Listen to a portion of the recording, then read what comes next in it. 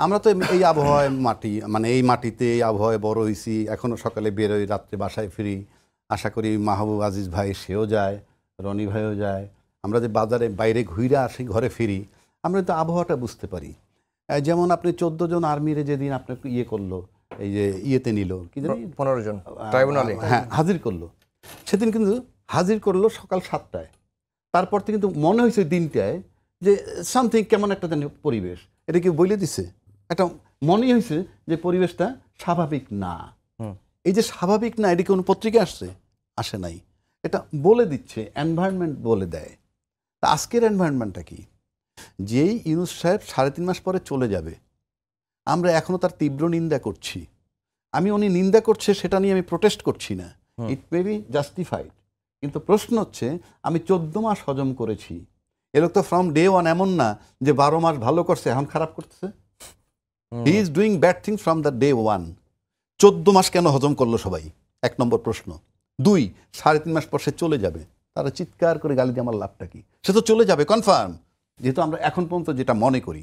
সুতরাং আমার এতে আমি গত 14 মাসে দেখলাম এই বিরোধী মানে বাংলাদেশে যে শেখ হাসিনা 16 বছর নির্যাতন জুলুম করছে, সেটা বেমালুম আলোচনার টেবিলে নাই বললেই চলে।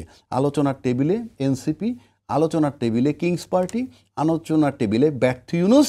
বাট সেই ব্যর্থ ইউনূস যাকে যা বলতেছে সবই শুনতেছে। মানে আমার রহস্যজনক মনে হয় যে ইউনূস একটা স্বাভাবিক গভর্নমেন্ট আসছে, 4.5 বছর পার হয়ে গেছে, আর কিছুদিন বাকি আছে, আমরা নিন্দা করতে করে চলে যাবে। মানে আমার কাছে সারপ্রাইজিং যে পরিমাণ নিন্দা 14 মাসে ইউনূসের হয়েছে। এই 14 মাসের মধ্যে 13.5 মাসই তো এই পতিত সরকারের কর্মকাণ্ড নিয়ে আলাপ হওয়া উচিত ছিল। কারণ এত লোক মারা গেছে, সেনা অফিসার মারা গেছে, শাপলা চত্বরে মারা গেছে, আয়নাগর, তারপরে ক্রস ফায়ার, আলাপগুলো নাই, টাচ করে না এখনও। এই কয়দিন আগে দেখেন প্রতিবেদন, 2-3 দিন আগে আল জাজিরার রিপোর্ট, একটা মেয়ে, সেই তখন এখন তার বয়স, সে এখন সাবালিকা, সে এখনও মাঝে মাঝে নদীর পাড়ে যায়, মাঝিকে জিজ্ঞেস করে পায়ে সিমেন্টের বস্তা বাঁধা কোনো ডেড বডি দেখছো কিনা, she is looking for her father. সেখানে আমাদের টাচই করে না কাউকে। আমরা খালি নির্বাচন করে। আপনি বলেন 16 বছর দমিয়ে রাখলো যে ডানপন্থীরা, যে না ডানপন্থী বলতে উনি ইসলামী ফোর্স বুঝাচ্ছে। আমি ইসলামী ফোর্সের পক্ষেও না বিপক্ষেও না, কিন্তু ডানপন্থীরা বাইরে গেছে, ধরে নিলাম উগ্রটা বেড়ে গেছে।